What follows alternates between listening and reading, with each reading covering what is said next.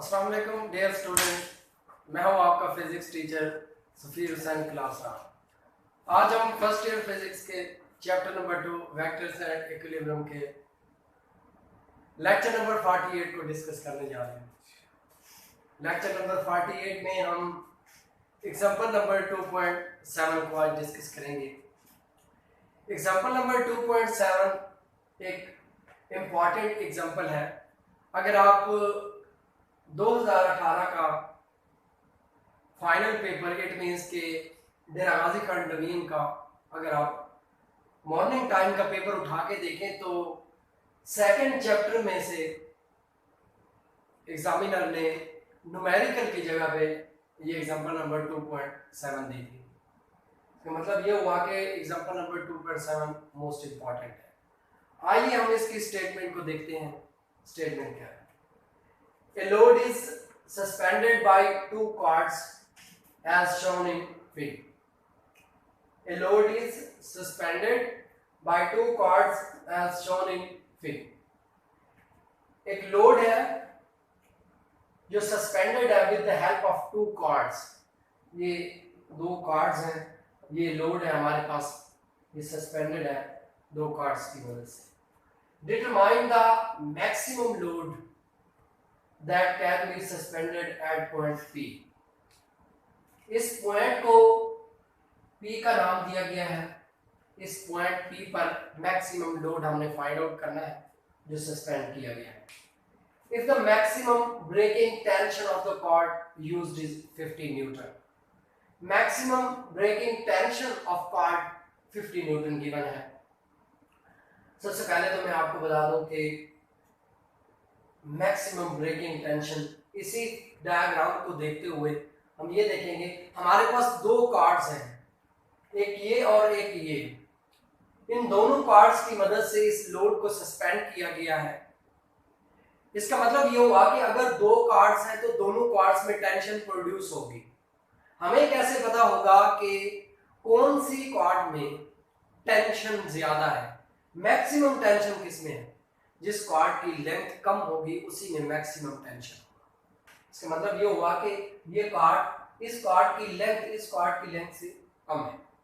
कहने का मतलब ये हुआ कि इस कॉर्ड में पैदा होने वाला जो ब्रेकिंग टेंशन है वो ज्यादा होगा as compare to this cord. तो फिर हम इस कॉर्ड में प्रोड्यूस होने वाले टेंशन को हम नाम दे देते हैं T1 का, और इस कॉर्ड में पैदा होने वाले टेंशन को हम नाम दे देते हैं T2 का।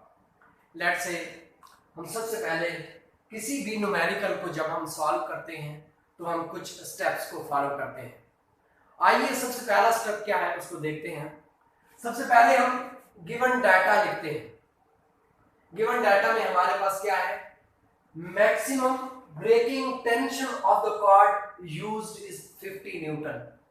अभी हमने डिस्कस किया कौन सी कॉर्ड में मैक्सिमम ब्रेकिंग टेंशन होगा, इसमें जिसकी लेंथ कम होगी, और उसको हमने नाम दिया हुआ है कॉर्ड 1 का।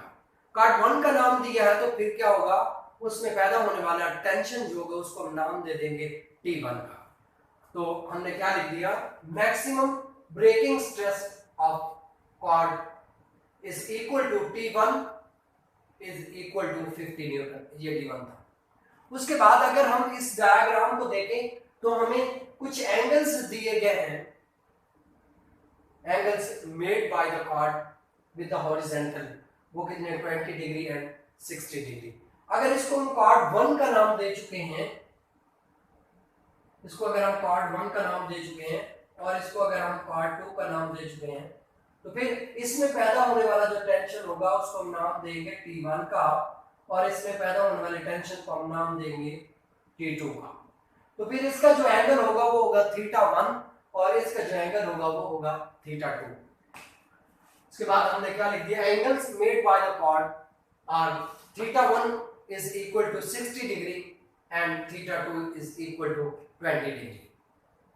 उसके बाद हमने इस न्यूमेरिकल में फाइंड आउट क्या करना है? Determine the maximum load that can be suspended at point P. P point पर सस्पेंड किया हुआ लोड वो हमने फाइंड करना है मैक्सिमम लोड। तो हम टू फाइंड में क्या लिखते हैं, maximum load at point P. Point P पर हमने मैक्सिमम लोड फाइंड आउट करना है। उस लोड को हम नाम दे देते हैं डब्ल्यू का। इट मींस के वेट आर लोड, वो हमने फाइंड आउट करना है। उसके बाद थर्ड स्टेप हमारे पास होता है फार्मूला। हम कौन से फार्मूले को यूज करेंगे और हम मैक्सिमम लोड फाइंड आउट कर पाएंगे। हम यहाँ पर फर्स्ट कंडीशन ऑफ इक्विलिब्रियम की हेल्प लेंगे। ये हमारे पास क्या है, फर्स्ट कंडीशन ऑफ इक्विलिब्रियम। हम फर्स्ट कंडीशन ऑफ इक्विलिब्रियम की हेल्प लेंगे और हम इस न्यूमेरिकल को सॉल्व करेंगे। फर्स्ट कंडीशन ऑफ इक्विलिब्रियम की मैथमेटिकल फॉर्म क्या होती है, समेशन F इक्वल टू 0। अगर हम इसको बाय वर्डिंग में डिफाइन करें, sum of forces acting on a body equal to 0। उसके बाद हम फोर्थ स्टेप की तरफ आते हैं, कैलकुलेशन।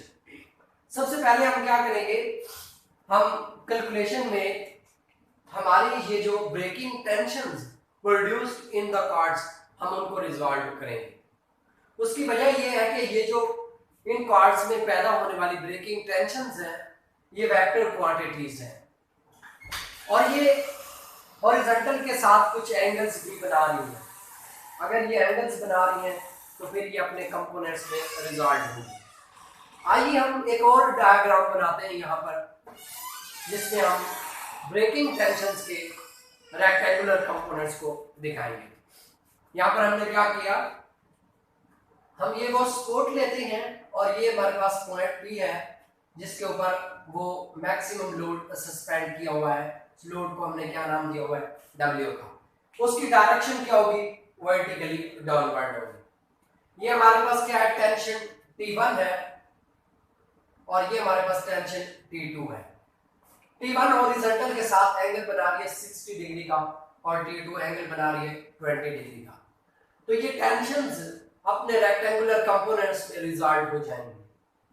इनके कंपोनेंट्स कौन से होंगे, हमें पता है कि थीटा के सामने वाला साइन कंपोनेंट होता है और ये टेंशन कौन सी है, T1 साइन 60 डिग्री। इसी तरह इसका हॉरिजॉन्टल कंपोनेंट क्या होगा, T1 cos 60 डिग्री। इसी तरह से T2 का थीटा के सामने वाला साइन कंपोनेंट होगा T2 sin 20 डिग्री एंड ये होगा हॉरिजॉन्टल T2 cos 20 डिग्री।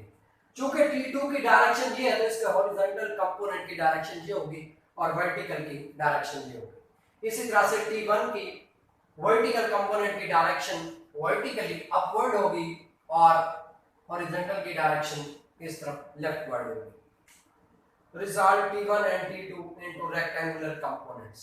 अब हम क्या करते हैं, इसको मजीद लोड को फाइंड आउट करने के लिए हम मजीद आगे हम इसको सिंप्लीफाई करते हैं। सबसे पहले हम क्या करते हैं, applying the first condition of equilibrium for x components.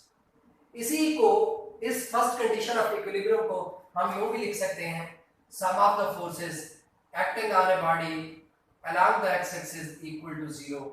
उसके बाद हम यूं भी लिख सकते हैं, sum of the forces acting on a body along the Y axis equal to 0। तो हम यहाँ पर सबसे पहले फर्स्ट कंडीशन ऑफ इक्विलिब्रियम को अप्लाई करेंगे, किसके लिए, फॉर द एक्स कंपोनेंट। और एक्स कंपोनेंट को हम किस तरह से लिख सकते हैं, sum of forces acting on a body along the X axis equal to 0, summation f of x equal to 0। अब हम इसी डायग्राम में देखते हैं कि इस डायग्राम में कौन सी फोर्सेस एक्स एक्सिस के अराउंड एक्ट कर रही है। अगर हम यहाँ पर गौर से देखें तो हमारे पास एक ये कंपोनेंट T2 का horizontal component T2 cos 20 degree जो कि राइटवर्ड एक्ट कर रहा है और एक T1 cos 60 डिग्री जो कि लेफ्टवर्ड एक्ट कर रहा है। ये दो कंपोनेंट ही है जो एक्स एक्सिस के अलांग एक्ट कर रहे हैं। फिर हमने फर्स्ट कंडीशन ऑफ इक्विलिब्रियम में पढ़ा था, जब भी हम न्यूमेरिकल्स को सॉल्व करते हैं हम हमेशा लेफ्टवर्ड फोर्सेस को नेगेटिव लेते हैं, राइटवर्ड फोर्सेस को हम पॉजिटिव लेते हैं। तो राइटवर्ड कौन सी है, T2 cos 20 डिग्री, हम इसको पॉजिटिव ले लेंगे, T2 cos 20 degree minus T1 cos 60 degree equal to 0। T2 cos 20 degree की वैल्यू हमारे पास क्या आती है 0.94 माइनस T1 cos 60 की वैल्यू क्या आती है 0.5। हम यहां पर लिख देते हैं, इसको जब हम इधर ले जाएंगे ये पॉजिटिव हो जाएगा 0.5 T1 इक्वल टू 0.94 T2। अब हम यहां से T1 की वैल्यू फाइंड करते हैं तो 0.5 पे हम डिवाइड कर देते हैं, 0.5 पे हम डिवाइड कर देते हैं तो हमारे पास T1 की वैल्यू क्या आ जाती है, T1 की वैल्यू हमारे पास आ जाती है 1.8 T2। इसको हम इक्वेशन नंबर 1 का नाम दे देते हैं। हमें गिवन था, गिवन डाटा में अगर हम देखें maximum breaking stress of cord T1 is equal to 50 newton, ये गिवन था as T1 is equal to 50 newton. Then from equation 1 हम इक्वेशन 1 में T1 की वैल्यू पुट करेंगे, हम T2 फाइंड कर लेंगे, T2 क्या आ जाएगा T1 ओवर 1.88 और T1 की वैल्यू कितनी गिवन है 50 न्यूटन। जब हम यहाँ पर 50 पुट करते हैं और 1.88 पे डिवाइड करते हैं तो T2 की वैल्यू क्या आ जाती है 26.6 न्यूटन। अब हमने हॉरिजॉन्टल कंपोनेंट के लिए फर्स्ट कंडीशन ऑफ इक्विलिब्रियम को अप्लाई कर दिया। अब हम क्या करते हैं second first condition of equilibrium को y कंपोनेंट के लिए सॉल्व करते हैं by applying first condition of equilibrium for y component. वो क्या था y कंपोनेंट, वो ये था सम of forces acting on a body along the y-axis equal to 0 summation f of y equal to 0। अब हम इस डायग्राम में देखेंगे कि कौन से फोर्सेस के कंपोनेंट वर्टिकल एक्सिस पे एक्ट कर रहे हैं। अगर हम यहाँ पर गौर करें तो तीन कंपोनेंट्स ऐसे हैं, तीन फोर्सेस ऐसी हैं जो वर्टिकल कंपोनेंट पे एक्ट कर रही हैं। कौन कौन सी, एक तो ये मैक्सिमम लोड W, ये भी वर्टिकल पाथ पे एक्ट कर रहा है। उसके बाद T2 sin 20 डिग्री, अगर ये भी देखें तो ये वर्टिकली अपवर्ड एक्ट कर रहा है। इसके साथ साथ अगर हम देखें T1 sin 60 डिग्री, ये भी वर्टिकली अपवर्ड एक्ट कर रहा है। तो जब भी हम न्यूमेरिकल सॉल्व करते हैं हम अपवर्ड फोर्सेस को पॉजिटिव लेते हैं और डाउनवर्ड फोर्सेस को हम नेगेटिव लेते हैं। तो इसी तरह से हम क्या करेंगे, हम इन टेंशंस के साइन कंपोनेंट्स को पॉजिटिव लेंगे क्योंकि ये वर्टिकली अपवर्ड एक्ट कर रहे हैं, और मैक्सिमम लोड को हम नेगेटिव लेंगे क्योंकि वो ओरिजिन से डाउनवर्ड एक्ट कर रहा है। तो हम क्या करेंगे T1 sin 60 plus T2 sin 20 degree minus W equal to 0। W का उधर ले जाएंगे ये पॉजिटिव हो जाएगा। T1 की वैल्यू हमारे पास क्या है 50, sin 60 की वैल्यू आती है 0.866। उसके बाद प्लस T2 की वैल्यू क्या है 26.6 मल्टीप्लाइड बाई sin 20 की वैल्यू है 0.34। जब हम इसको मल्टीप्लाई करके प्लस करते हैं, ऐड अप करते हैं तो हमारे पास मैक्सिमम लोड आ जाता है 52 न्यूटन। लास्ट पे हम एक पॉइंट लिखते होते हैं रिजल्ट। हमारे पास रिजल्ट क्या आ गया, हमारा रिजल्ट आ गया maximum load suspended at point P W equal to 52 newton. ये हमारे पास मैक्सिमम लोड है जो कि पॉइंट P के ऊपर क्या है सस्पेंड किया गया है। तो बच्चों नेक्स्ट लेक्चर में हम इंशाअल्लाह एग्जांपल नंबर 2.8 और 2.9 को डिस्कस करेंगे। तब तक के लिए मुझे इजाजत दीजिए, अल्लाह हाफ़िज़।